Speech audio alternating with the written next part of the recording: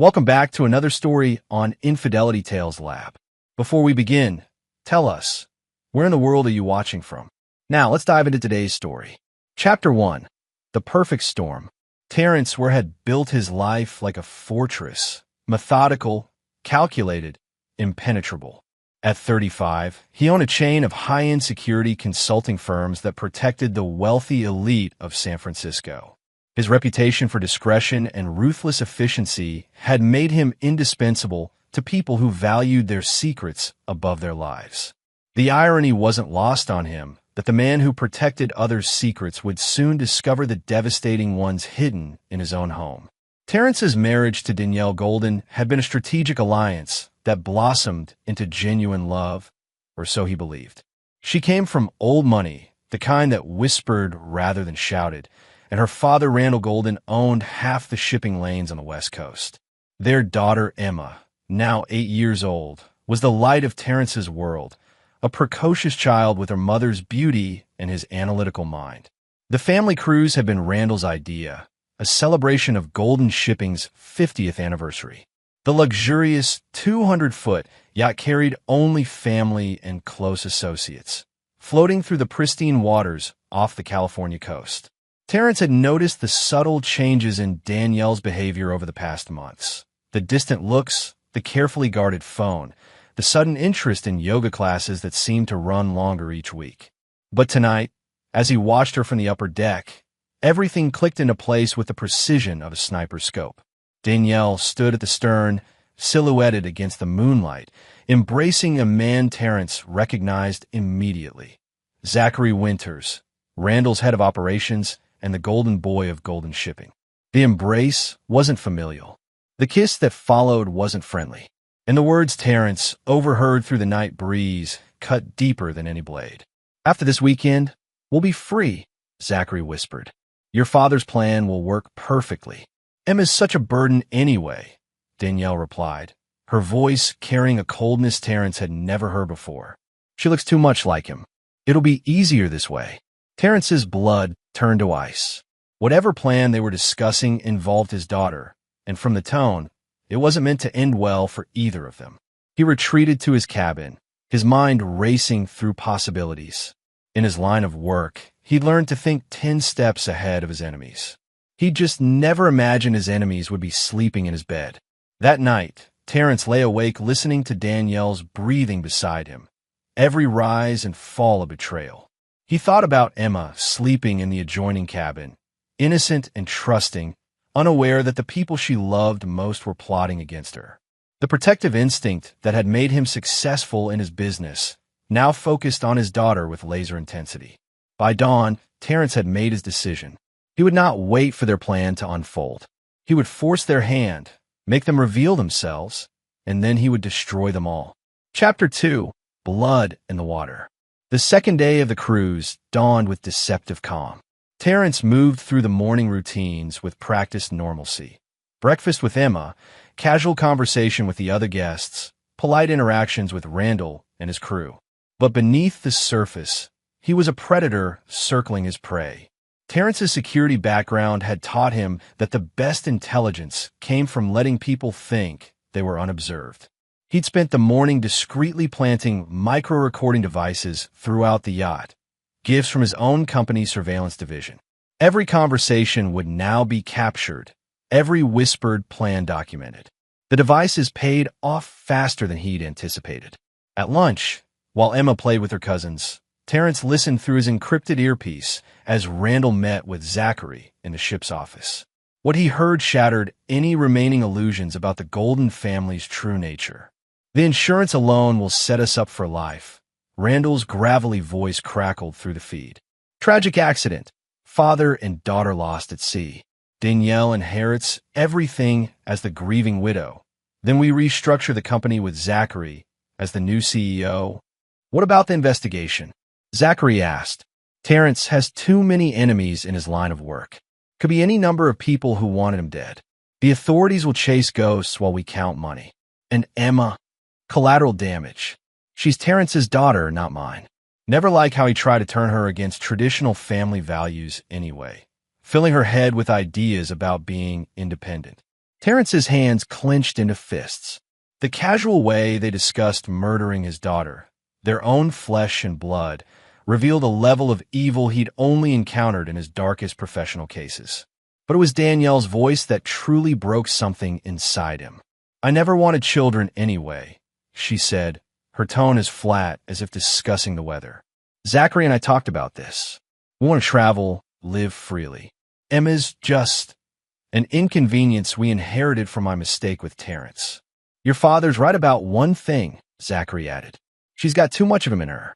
Too smart, too observant. She'd figure things out eventually." The recording captured the sound of glasses clinking, a toast to their daughter's murder. Terrence removed his earpiece and looked across the deck at Emma, who was laughing as she played tag with her cousins. The innocence in her eyes, the complete trust she had in the adults around her, strengthened his resolve. These people had mistaken his love for weakness, his civility for vulnerability. They were about to learn the difference between a protective father and a predator unleashed. That afternoon, Terrence began implementing his own plan. He sent encrypted messages to his most trusted associates, men who understood that loyalty was rewarded and betrayal was punished without mercy. By evening, pieces would be in motion that would ensure his family's enemies faced consequences they couldn't imagine. But first, he needed them to make their move. He needed them to reveal themselves completely, to commit fully to their betrayal, so that when justice came, it would be absolute and undeniable. As the sun began to set on the second day, Terrence watched his wife prepare for what she thought would be his final evening alive. She had no idea she was actually preparing for her own downfall. Chapter 3. The Abyss Gazes Back. The third evening arrived with gathering storm clouds that seemed to mirror the darkness building in Terrence's heart. He had spent the day playing the role of the oblivious husband and father, while his hidden recordings captured every detail of the conspiracy against him and Emma. The most damning revelation had come during Danielle's afternoon conversation with her sister Caroline, who was also aboard the yacht with her husband Brooks. "Are you really going through with this?" Caroline had asked, her voice trembling. "It's the only way," Danielle replied coldly. "Terrence will never agree to a divorce, and his prenup protects all his assets. This way, I inherit everything, and Zachary gets control of Dad's company. It's perfect, but Emma's just a child. She's his child, not mine. I've pretended to love her for 8 years, Caroline. 8 years of playing mother to a girl who looks at me like she can see right through me. She's too much like him, calculating, always watching. She'd expose us eventually." What Terrence found most chilling wasn't just the planned murder, but the complete absence of maternal instinct. Danielle spoke about Emma, like she was discussing the disposal of unwanted furniture. The recording also revealed that this wasn't a sudden decision. They'd been planning this for over a year, carefully choosing the perfect moment when they'd all be isolated at sea, far from immediate help. As evening fell, Terrence's associates had confirmed receipt of his instructions. Miles away, other wheels were already turning. But tonight, on this yacht, surrounded by his enemies, Terrence would play his most dangerous game yet. The family gathered for what Randall announced would be a special evening celebration. The champagne flowed freely, and Emma delighted in being allowed to stay up late with the adults. Terrence watched his daughter with fierce protectiveness, memorizing every laugh, every gesture, knowing that after tonight, everything would change forever. Around 10 o'clock, as the yacht sailed through increasingly choppy waters, Randall stood and raised his glass. To family, he declared, his eyes meeting Terrence's with what looked like triumph. To bonds that can never be broken. The toast was their signal. Terrence could see it in their eyes. Danielle's forced smile, Zachary's nervous energy, Randall's predatory satisfaction. They thought they were looking at a dead man. "Actually," Terrence said, standing slowly, "I have something to say first." He pulled out a small device, a signal transmitter that would broadcast to his security team. But more importantly, it would also transmit the recordings he'd gathered to a secure server, ensuring evidence of their conspiracy would survive whatever happened next. "I know," he said simply. The words hung in the air like a sword. Danielle's face went pale. Zachary took a step backward, and Randall's expression shifted from triumph to calculation. "Know what?" Randall asked, but his hand was already moving toward the inside of his jacket. "I know about the insurance policies. I know about the planned accident. I know you've been planning to murder me and my daughter." Emma looked up from her game, confusion clouding her young face. "Daddy? What's happening?" Before anyone could respond, Randall's mask finally slipped completely. His face contorted with rage as he lunged forward, grabbing Emma roughly by the arm. "You think you're so smart?" he snarled. "You think your little security business makes you untouchable? A child from you doesn't belong in this family." With shocking brutality, he lifted the screaming 8-year-old and hurled her over the yacht's railing into the dark, churning waters below. The splash seemed to echo in slow motion as Terrence's world exploded into action. Without hesitation, he vaulted over the railing after his daughter, hitting the cold Pacific with the determination of a man who would either save his child or die trying. Behind him on the yacht, he could hear Danielle's voice, cold and final. "Dad is right. She's worthless." Those words, spoken about their own daughter as she struggled in the deadly waters, sealed every fate that would follow. In that moment, as Terrence fought the waves to reach Emma, something fundamental died inside him. Something that had once believed in mercy, in forgiveness, in second chances. They had no idea what he would do next, but they would learn, and a lesson would be written in blood and betrayal, reaching far beyond this yacht, touching lives they'd never considered, and awakening a darkness in Terrence that would remake their entire world. As he pulled Emma's shivering form against him in the black water, Terrence made a silent promise. They had shown him their true nature. Now he would show them his. Chapter 4. Resurrection and Reckoning. Terrence and Emma spent 14 hours in the Pacific, clinging to a life preserver that Terrence had managed to grab during his desperate dive. The yacht had disappeared into the night, leaving them to die as planned. But what the Golden family didn't know was that Terrence's security training included survival tactics that went far beyond their imagination. As dawn broke, a Coast Guard helicopter appeared on the horizon. Terrence's emergency beacon, a device he always carried, known only to his most trusted associate Marcel Glover, had been transmitting their location all night. The rescue was swift and professional, but more importantly, it was documented. "Thank God you're alive," the Coast Guard captain said as they were pulled aboard. "When we got the report that you'd both been lost overboard, we feared the worst." "Report?" Terrence asked, though he already knew the answer. "Your family filed it this morning. Said you'd both fallen overboard during the storm, and they couldn't find you in the dark." Emma, wrapped in emergency blankets and still shaking from trauma and hypothermia, looked up at her father with eyes that had aged years in a single night. "Daddy, why did Grandpa do that? Why did Mommy say I was worthless?" Terrence held his daughter close, feeling the fire of vengeance burning away any remaining doubt. "Because they're not our family anymore, sweetheart. But don't worry, Daddy's going to fix this." The Coast Guard delivered them to San Francisco General Hospital, where Terrence's associates were already waiting. Marcel Glover, a mountain of a man who'd served with Terrence in military intelligence before joining his security firm, approached with the grim efficiency of a battlefield medic. "Boss, we've got problems and solutions," Marcel said quietly as Emma was taken for medical evaluation. "The problems: they filed life insurance claims this morning. Started moving assets before your bodies were even supposed to be found. Zachary's already been named interim CEO of Golden Shipping. And the solutions?" Marcel's smile was razor sharp. "The recordings you transmitted were received and backed up. We've got everything. But more importantly, Randall Golden has no idea who he just made an enemy of." While Emma slept under medical supervision, Terrence learned the full scope of his family's betrayal. Not only had they planned his murder, but they'd been systematically looting his companies for months, transferring assets to offshore accounts controlled by shell companies linked to Zachary. But their biggest mistake had been underestimating who Terrence really was. "Marcel, it's time they learned what we do to people who hurt children," Terrence said, his voice carrying the cold finality of a death sentence. "Which protocol, boss?" "All of them. That afternoon, while Danielle played the grieving widow for the media and Randall celebrated with champagne in his penthouse office, Terrence began implementing a plan that would make their nightmares seem like pleasant dreams. His first call was to Jeremiah Alexander, a former CIA operative who now handled Terrence's most sensitive overseas operations. The second was to Dwight Moreno, whose specialty was making people disappear without a trace.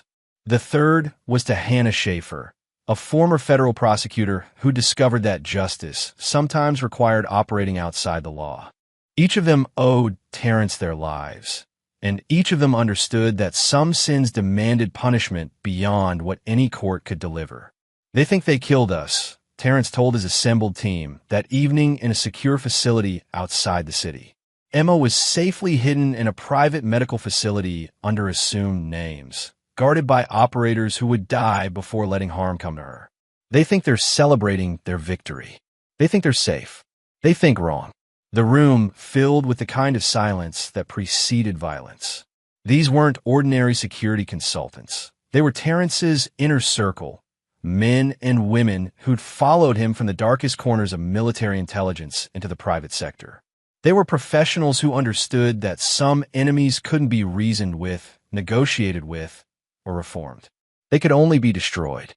"I want them to understand what they've done," Terrence continued. "I want them to experience every moment of fear my daughter felt when she hit that water. I want them to feel helpless, betrayed, and abandoned. And when they're broken completely, when they beg for mercy they'll never receive, I want them to know it was because they tried to murder a child." Marcel cracked his knuckles. "Where do we start, boss?" Terrence pulled up a holographic display showing the Golden family's entire network. Shipping routes, financial holdings, family members, associates, weaknesses. It was a web of connections they'd built over decades, and Terrence was about to turn each strand into a noose. "We start by making them vulnerable," he said. "Then we make them suffer. Then we make them disappear." Chapter 5. The Hunter Becomes the Hunted. 3 days after their deaths, Terrence's revenge machine began operating with the precision of a Swiss watch. The first phase was psychological warfare designed to make his enemies paranoid and sloppy. Zachary Winters was the first to crack. On Monday morning, he arrived at Golden Shipping's headquarters to find his office stripped bare. Security claimed they had video footage of Zachary himself authorizing the removal of all furniture and personal items, though Zachary had no memory of such authorization.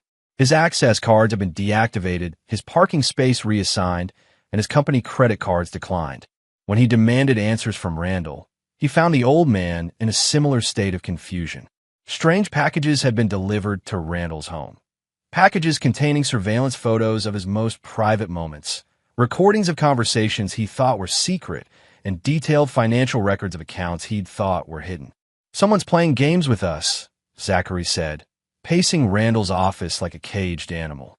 "This has to be connected to Terrence somehow." "Terrence is dead," Randall growled, but his voice lacked conviction. "We watched him go over the side. Then who the hell is doing this?" Neither man noticed the micro-drone hovering outside the 60th-floor window, recording their every word for Terrence's analysis. Meanwhile, Danielle was experiencing her own psychological torment. She'd awakened that morning to find all of Terrence's belongings exactly as he'd left them. Clothes laid out for a day he'd never see, coffee mug still containing his last cup, his computer displaying family photos she thought she'd deleted.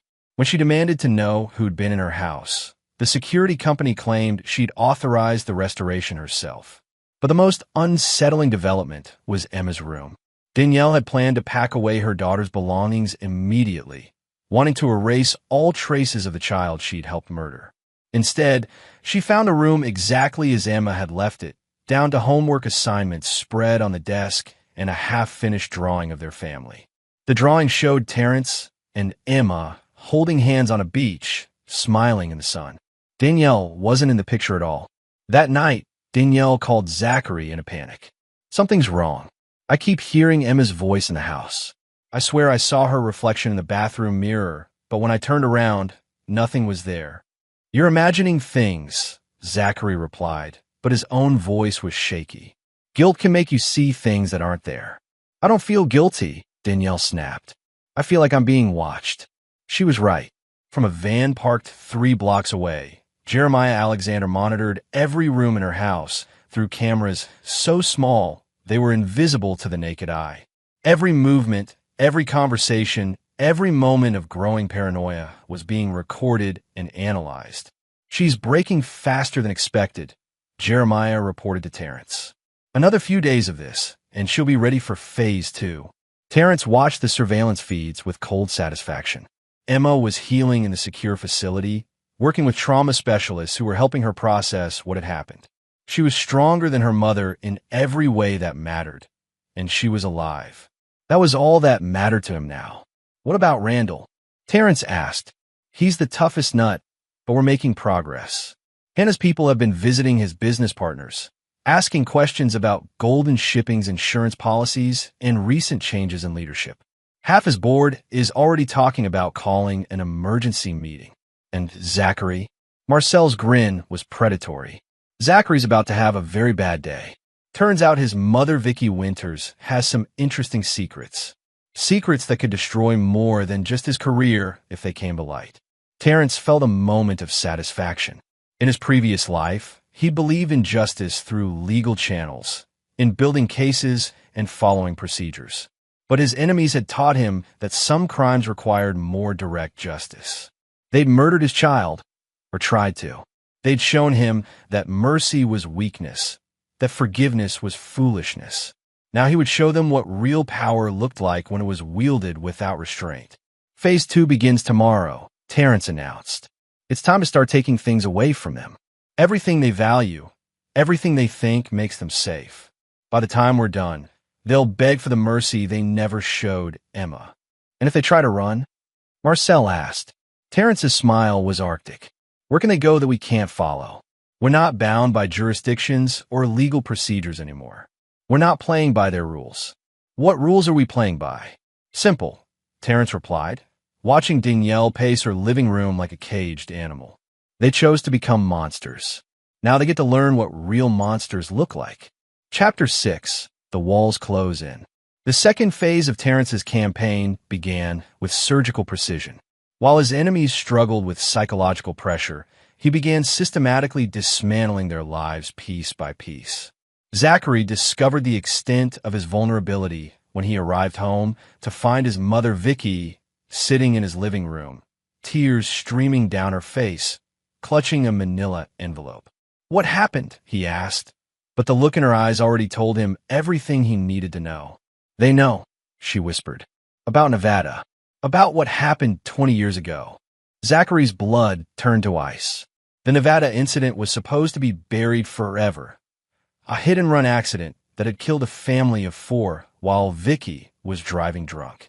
Zachary had been 17, and his mother had used the Golden family's influence to cover it up, framing a homeless man who died in police custody before he could defend himself.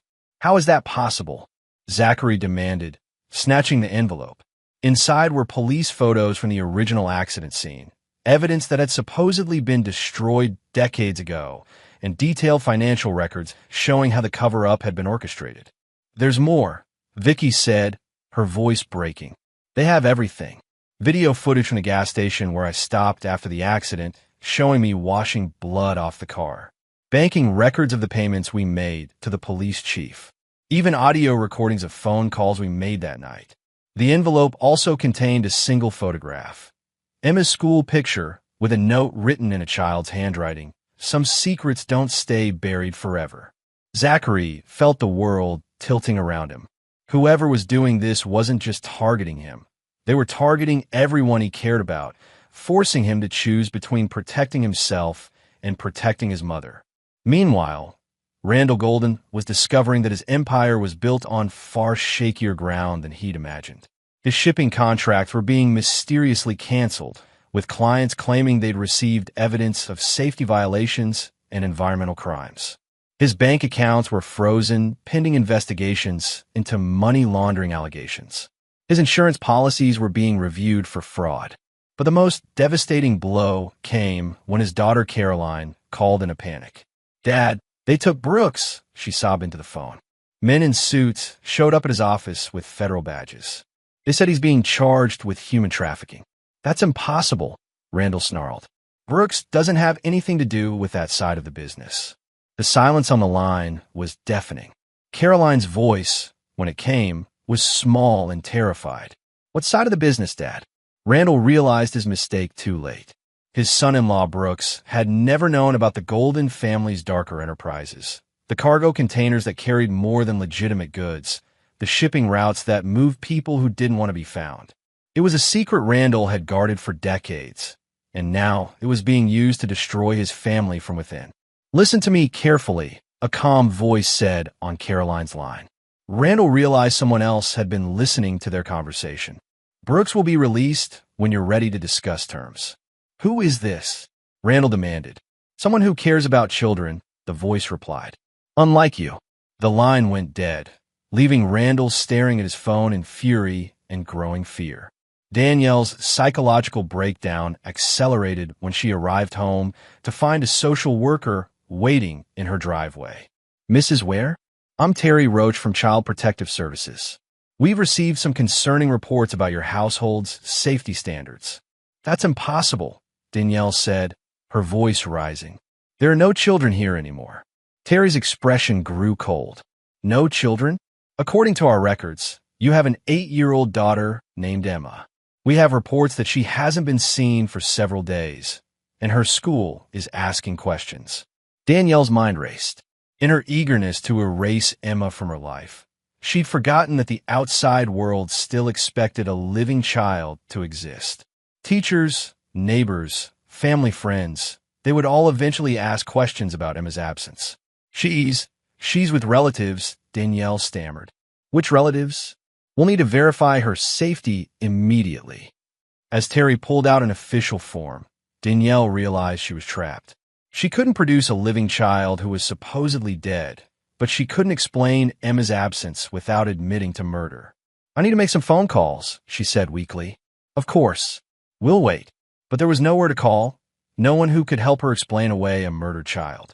For the first time since this nightmare began, Danielle understood that she might have made a mistake she couldn't escape. That evening, the three conspirators met in Randall's office, their earlier confidence replaced by growing desperation. This is Terrence, Zachary said, his hands shaking as he poured himself a drink. Somehow, he survived, and now he's coming for us. Terrence is dead, Randall insisted. We saw him go into the water. Then explain this, Danielle snapped, throwing down photos that had been left on her doorstep. The images showed all three of them on the yacht, captured from angles that revealed their conspiracy in perfect detail. Explain how a dead man took these pictures. Randall studied the photos, his face growing pale. These weren't taken from a yacht. Someone was watching us from another vessel. Or from the water, Zachary said quietly. What if Terrence didn't go in to save Emma? What if he knew what we were planning and was already prepared? The possibility hung in the air like a death sentence. If Terrence had anticipated their betrayal, if he'd been planning his own countermove while they thought they were in control, then they weren't dealing with a grieving father seeking justice. They were dealing with a predator who had been hunting them from the beginning. What do we do? Danielle asked, and for the first time since the yacht, her voice carried genuine fear. Before anyone could answer, all of their phones chimed simultaneously with incoming messages. Each message contained the same image, Emma's drawing of her and her father on the beach, with new text added in red ink. She's alive. You failed. Now you pay. Chapter 7. The Devil's Due. The revelation that Emma was alive sent shockwaves through the conspiracy that shattered their remaining composure. What had been a carefully planned murder was now exposed as an attempted child killing, and the legal ramifications alone could destroy them. But Terrence wasn't interested in legal justice anymore. Zachary cracked first. The pressure of knowing his mother could be destroyed by the Nevada evidence, combined with the growing certainty that Terrence was orchestrating an elaborate revenge scheme, drove him to desperation. He made the fatal mistake of trying to run. Marcel's team intercepted him at San Francisco International Airport, where Zachary had purchased a one-way ticket to a non-extradition country using a fake passport. The confrontation was swift and professional. "Zachary Winters," Marcel said, approaching him at the gate with the casual confidence of a predator cornering wounded prey. "Mr. Ware would like a word." "I don't know any Mr. Ware," Zachary replied, but his voice cracked with terror. "Funny thing about that," Marcel continued, producing a tablet that showed surveillance footage of Zachary throwing Emma overboard. "The Coast Guard has been very interested in this video. Amazing what technology can capture these days." Zachary's legs gave out, and he collapsed into a chair. What does he want? Truth, justice, and payment for what you did to his daughter. When Zachary was brought to Terrence's secure facility, he found himself face-to-face with a man he barely recognized. The Terrence he'd known had been civilized, controlled, almost diplomatic in his business dealings. This Terrence was something else entirely, a creature carved from ice and fury, with eyes that held no warmth, no mercy, no humanity. "You threw my 8-year-old daughter into the ocean," Terrence said without preamble. "You helped plan our murders. You conspired to steal everything I'd built. But worst of all, you made Emma afraid." "I'm sorry," Zachary babbled. "It was Randall's idea. Danielle was the one who—" "I don't want apologies," Terrence interrupted. "I want you to understand what comes next." He gestured to a wall of monitors showing surveillance feeds from various locations. Zachary recognized his mother's house, Randall's office, Danielle's home, and dozens of other places connected to their conspiracy. "Your mother's case is already being reopened. The evidence of her hit and run will be released to the media tomorrow morning. Her nursing license will be revoked, her assets frozen, and she'll spend the rest of her life in prison." "Please," Zachary begged. "She's an old woman. She's suffered enough. Did you think Emma was too young to suffer when you threw her into the Pacific?" Terrence asked. "But I'm not unreasonable. I'll give you a choice." A door opened, and Emma walked in, healthy and whole, but changed by her ordeal. She looked at Zachary with the kind of clear-eyed assessment that belonged on an adult's face, not a child's. "Hello, Mr. Winters," she said calmly. "You tried to kill me." Zachary couldn't meet her gaze. "Emma, I'm so sorry. I never wanted—" "Yes, you did," Emma interrupted. "I heard you planning it. You said I was too smart, too observant. You were right about that." Terrence placed a protective hand on his daughter's shoulder. "Emma deserves to see justice for what you did to her. So here's your choice, Zachary. You can confess everything. The murder attempt, the financial fraud, Randall's human trafficking operation, and your mother will be allowed to serve her sentence in minimum security. Or you can stay silent, and she'll face maximum charges for the Nevada killings plus conspiracy to commit murder." "What about me?" Zachary asked. "You?"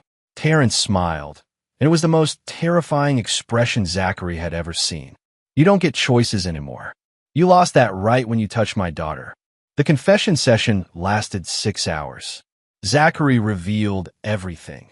The months of planning, the financial schemes, the insurance fraud, and most damaging of all, the details of Randall Golden's criminal enterprise that stretched far beyond simple shipping. By the time he was finished, Terrence had enough evidence to destroy not just the immediate conspirators, but their entire network of corruption. Meanwhile, Danielle was discovering that her world was collapsing from within. The social workers' investigation had triggered a cascade of legal problems. The life insurance companies were launching fraud investigations. Her father's associates were distancing themselves from the Golden family.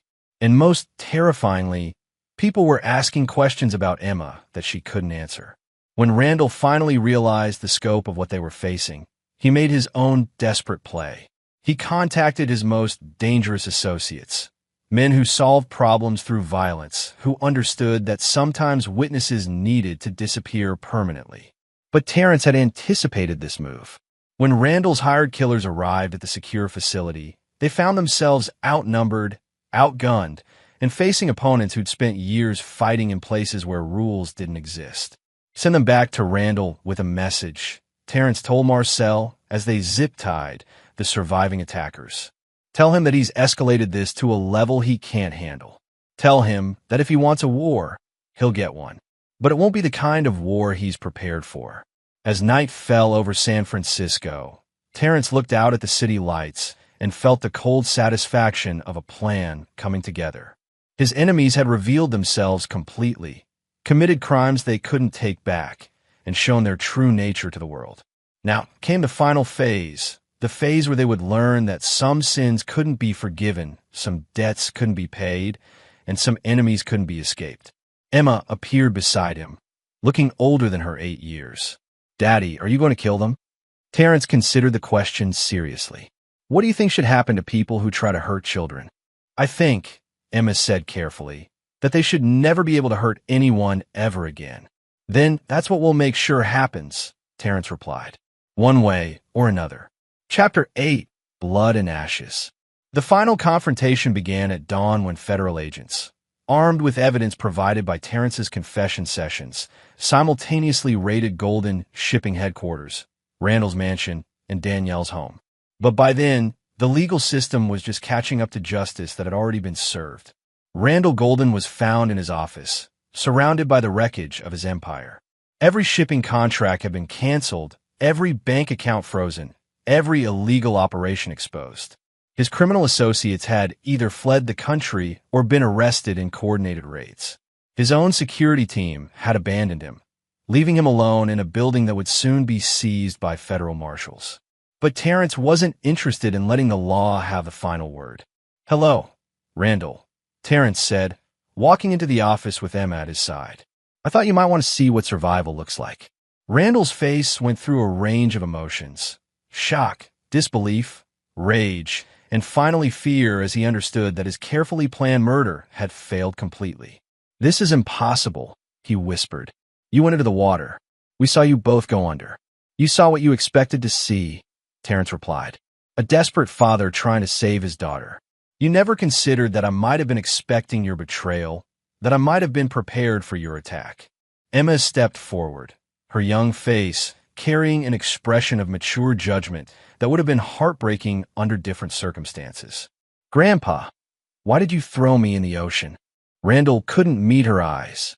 "Emma, sweetheart, you don't understand. Business requires difficult decisions sometimes. I understand that you tried to kill me because I looked too much like Daddy," Emma replied. "I understand that you thought I was worthless. I understand that you never loved me at all." The simple truth from a child's lips hit Randall harder than any accusation. For a moment, something flickered in his eyes that might have been regret. But it was too late for regret. "The FBI will be here soon," Terrence said. "They'll arrest you for human trafficking, conspiracy to commit murder, insurance fraud, and about 50 other charges. You'll spend the rest of your life in prison, assuming you survive that long. Human traffickers don't fare well in federal facilities." "What do you want from me?" Randall asked. "I want you to know that this is Emma's justice," Terrence replied. "Every charge, every consequence, every moment of suffering you'll experience, it's because you tried to murder a child, your own granddaughter. And I want you to live with that knowledge for however long you have left." Meanwhile, Danielle's confrontation with reality was reaching its climax. Unable to produce a living daughter for the social workers, faced with insurance investigators who discovered the conspiracy, and abandoned by her criminal associates, she'd been reduced to a trembling wreck of her former self. When Terrence and Emma arrived at what had once been their family home, they found Danielle sitting in Emma's room, staring at the pictures and toys of the daughter she'd helped try to murder. "She was beautiful," Danielle said without turning around. "I used to look at her sometimes and wonder how I could feel so empty when I looked at my own child." "Because you're broken inside," Emma said simply. "Good mothers don't help people hurt their children." Danielle finally turned, and the sight of Emma, alive, healthy, and clearly loved, broke something fundamental in her already fragmented psyche. "This isn't real," she whispered. "You're dead. We watched you die. You watched me almost die," Emma corrected. "But Daddy saved me, because that's what real fathers do." Terrence watched his wife and daughter face each other across an unbridgeable chasm of betrayal and blood. There would be no reconciliation, no forgiveness, no healing. Some wounds were too deep, some betrayals too complete. "The FBI is outside," Terrence said. "They have enough evidence to convict you of attempted murder, conspiracy, fraud, and child endangerment. You'll never see the outside of a prison cell.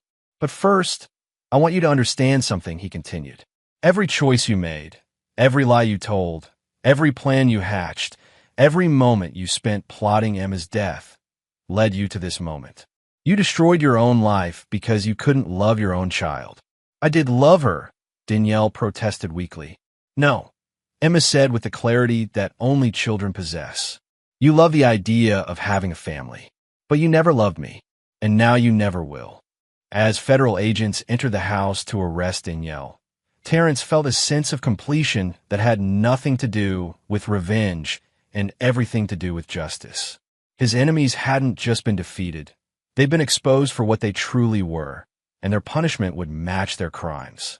But the most important victory was standing beside him, holding his hand with a trust that had never wavered even in the darkest moments.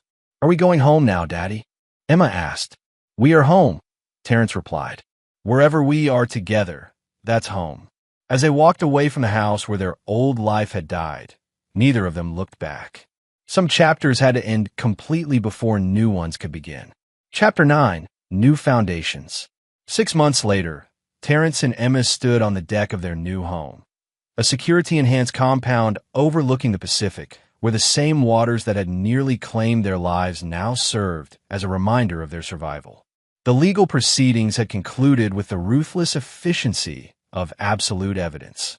Randall Golden received a life sentence for human trafficking and attempted murder, dying of a heart attack in his cell 3 months into his sentence. Zachary Winters received 25 years for conspiracy and attempted murder, while his mother was given a lighter sentence in exchange for testimony about the Nevada cover-up. Danielle received life without parole and would spend her remaining years in solitary confinement for her own protection. Child killers weren't popular in women's prison. But the legal victories were just the beginning of Terrence's reconstruction project. Golden Shipping had been dissolved, its legitimate assets distributed to the families of human trafficking victims, its criminal networks dismantled by international law enforcement. Terrence's security firm had expanded into a global operation focused on protecting vulnerable children and hunting predators who thought wealth and influence made them untouchable. Emma, now 9 years old, was thriving in ways that amazed her trauma counselors. The experience that would have destroyed many children had instead forged her into something unique. A child who understood darkness but chose light, who knew evil but embraced good, who had seen the worst of humanity but still believed in justice. Daddy, Marcel's here, Emma announced, pointing to the approaching helicopter. Their weekly security briefing had become a tradition, a way of staying connected to the larger mission that had grown from their personal tragedy. Marcel landed and approached with his usual grin, but Terrence could see the satisfaction in his eyes. Boss, we've got updates on the Jakarta operation. The Jakarta operation was one of dozens running globally. Terrence's organization now worked with international law enforcement to dismantle human trafficking networks, protect endangered children, and ensure that predators face consequences regardless of their wealth or connections. The rescue was successful, Marcel continued. 43 children recovered, network completely dismantled. The local authorities said it was the most professional operation they'd ever seen. Any connections to the old Golden Network? Terrence asked. Several. Turns out Randall's business partners thought they could continue operations after his death. They were wrong. Emma, who had been listening with the serious attention she brought to all matters of justice, nodded approvingly. Good. Children should be safe. It was a simple statement that carried the weight of hard-won wisdom. Emma had become something unprecedented, a child advocate who understood predators from personal experience, who could spot danger that adults missed, who had survived the worst betrayal imaginable and emerged stronger rather than broken. There's something else, Marcel said, his tone shifting. We've been approached by a consortium of tech companies. They want to fund a new initiative, a global monitoring system for child protection. They're calling it the Emma Protocol. Terrence looked at his daughter, who was studying the proposal with the analytical mind she'd inherited from him. What do you think? I think, Emma said carefully, that if we can stop other families from going through what we went through, then what happened to us meant something. It was a profound statement from someone who would start 5th grade in the fall. But Emma had never been an ordinary child, and her experiences had only sharpened the intelligence that had originally made her a target.